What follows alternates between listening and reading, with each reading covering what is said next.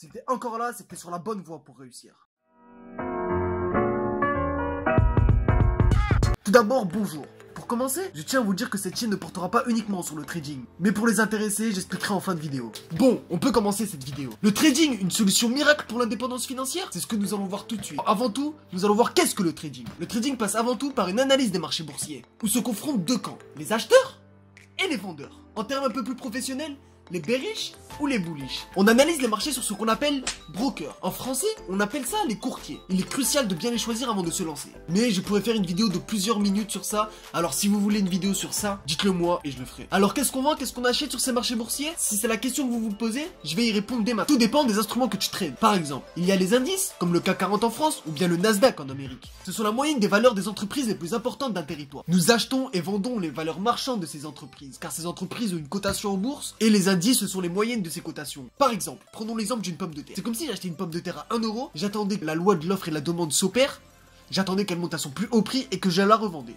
Je me fais un bénéfice. Il y a un autre instrument de base que tout le monde diabolise ou conseille. Il s'appelle le Forex. Il est bon à commencer à s'entraîner sur celui-ci, car il est parfait pour les petits capitaux. Mais c'est quoi le marché du Forex? C'est le marché des devises. Une devise, c'est une unité de monnaie. Et sur le marché du Forex, on trade les différences entre ces fameuses unités, plus communément appelé le taux de change. Ok, stop. À partir de ce moment, je vais utiliser le terme parier. Mais sachez que le trading n'a rien à parier et ce n'est pas un jeu. Nous pouvons reprendre la vidéo. Disons qu'on anticipe les mouvements du marché avec plusieurs techniques, que j'expliquerai sûrement dans une autre vidéo. Avec ces techniques, que l'on appelle pattern de retournement de situation, on passe donc le stade de la spéculation. On arrive sur un stade de scénario, car le marché a une mémoire sur le long terme. Pour simplifier, je dirais qu'on parie que ça monte ou que ça descend. Si on gagne le pari, on gagne de l'argent. Si on perd le pari, on perd de l'argent. C'est simple, non? Ok, pour cette vidéo, fini les explications sur le trading. Si vous en voulez d'autres, posez des questions et j'y répondrai dans une prochaine vidéo. Nous pouvons maintenant passer à la question. Le trading, est-ce une solution miracle pour l'indépendance financière? Alors non, ce n'est pas une solution miracle. Une très bonne solution pour certains pour trouver l'équilibre parfait entre avoir le temps et avoir l'argent. Bien sûr, comme dans tout domaine, professionnel ou même sportif, il faut de la connaissance, de la rigueur et bien sûr de la volonté. Prenons l'exemple d'un boxeur. Avant de se lancer sur le ring face à ses adversaires, il passe des années à se cultiver psychologiquement pour se forger un lourd développement moral. C'est exactement pareil pour un trader en bourse, ou pour n'importe quel domaine, ou pour n'importe quel business. Mais bien sûr, uniquement si tu veux exceller dans ton domaine. Mais en particulier dans le trading, car ce domaine comporte en lui une partie majoritaire de psychologie. On dit qu'un trade passé est fondé sur 90% de psychologie.